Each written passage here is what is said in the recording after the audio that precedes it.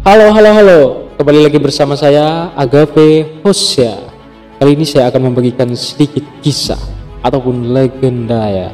Satu legenda ini saya ambil dari Kalimantan Tengah. Penasaran? Tapi sebelum itu jangan lupa like, subscribe, and comment. Setelah itu saya akan membagikan cerita ini kepada teman-teman semuanya.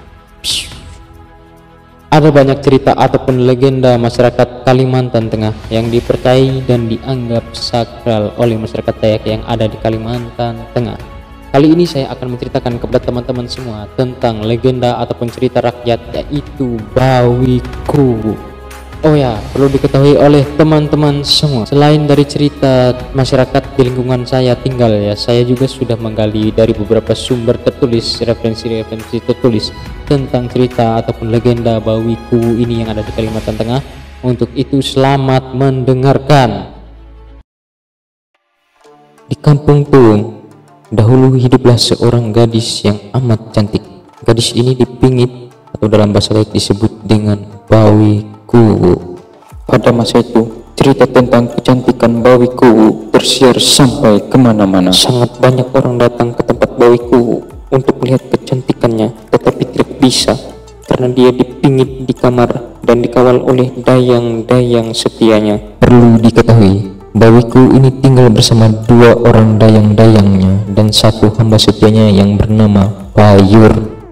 Cerita Bawi Kuwu ini sampai juga di telinga penguasa Raja Alam Bawah, yaitu buaya penguasa dari Tumbang Rihat, sehingga ia memunculkan dirinya di darat dan mengubah wujudnya menjadi seorang pria tampan agar ia mampu atau bisa menemui Bawi Kuwu. Saat itu di kampung, masyarakat Tuung sedang menunggal di pematang tilang. Kemudian datanglah seorang pria tampan yang tidak lain dan tidak bukan adalah raja dari Tumbang Rihat yang menjelma dari wujudnya buaya ke dalam rupa manusia. Kemudian ia meminta izin kepada dayang-dayangnya dan kepada pengawal setianya Bayur agar dia bisa bertemu dengan Bawi Kuwu, tetapi dia mendapat penolakan dan tidak diizinkan untuk masuk ke dalam.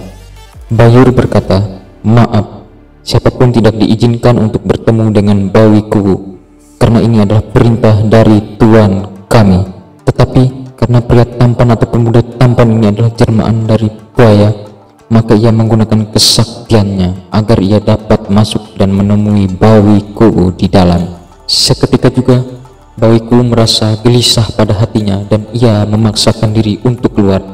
Tidak lain yang tidak bukan adalah pengaruh dari kesaktian Raja Buaya tadi. Bawi Kuwu pun memaksa diri untuk keluar. Mau tidak mau ia diizinkan oleh pengawalnya untuk keluar dari rumah. Sang pemuda tadi mengutarakan niatnya untuk mempersunting Bawi Kuwu. Bawi Kuwu pun mengiyakan permintaan pemuda itu. Selang berapa tapak mereka menuruni tangga hejan, Bawi Kuwu dan pemuda ini seketika menghilang. Barulah dayang-dayang dan pengawal setianya Bayur menyadari, dan sejadi-jadinya mereka menangis. Tak lama kemudian orang-orang kampung pun pulang dari menunggal dan dikabarkan bahwa Bawi Kuwu telah diculik oleh bangsa dari alam bawah, yaitu Raja Buaya. Kemudian gegerlah warga kampung mendengar kejadian itu. Mereka pun bingung bagaimana caranya untuk mencari Bawi Kuwu yang diculik ke alam bawah oleh Raja Buaya itu. Tentunya orang tua Bawi Kuwu sangatlah bersedih karena anaknya sejak kecil tidak diperkenankan menginjakkan kakinya di tanah. Bayur pun pergi untuk mencari Bawi Kuwu. Sebelum pergi, ia mempersiapkan diri dengan membekali dirinya menggunakan senjata yaitu dohong dan membuat topeng dari baluh yaitu baluh asip.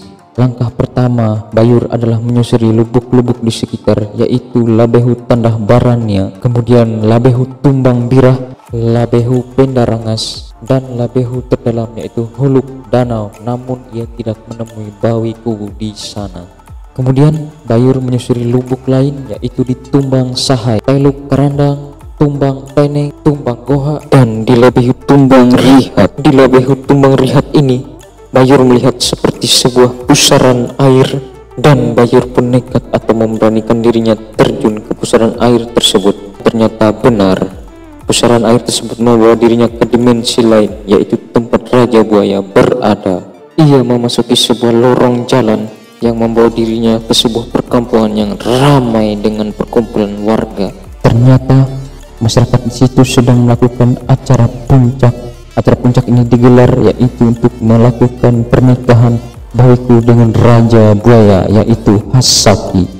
Warga di situ pun mengenali Bayur dan mereka menyambut kedatangan Bayur sebagai pihak keluarga dari bawiku. Bayur datang, teriak mereka. Bayur pun diterima dengan baik dan ia diberi kesempatan untuk menampung tawar bawiku dan sang mempelai laki-laki, yaitu Raja Buaya. Bayur di sini sangat terheran karena ia tidak lagi melihat pria tampan itu berwujud tampan, tetapi berubah wujud menjadi sangat buruk rupa.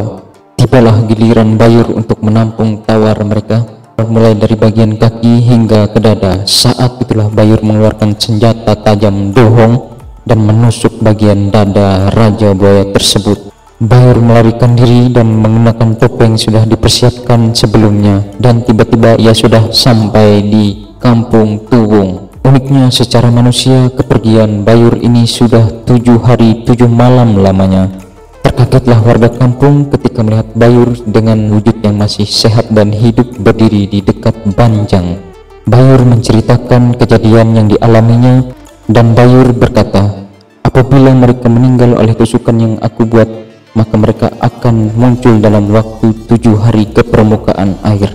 Maka warga kampung pun menunggu selama 7 hari 7 malam lamanya, dan ternyata benar mayat buaya ini muncul ke permukaan setelah 7 hari 7 malam lamanya dengan luka di bagian dada. Dada buaya itu selebar 7 gawang, dan di bagian dada itu masih tertancap bohongnya Bayur. Namun karena kematian Raja Buaya ini, nyawa dari bawiku tidak dapat terselamatkan juga. Bawiku tidak bisa diambil kembali ke alam manusia karena kematian Raja Buaya tadi.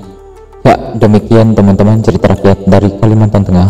Jangan lupa subscribe, like, dan komen, dan juga bagikan ke media sosial teman-teman lainnya. Saksikan video berikutnya.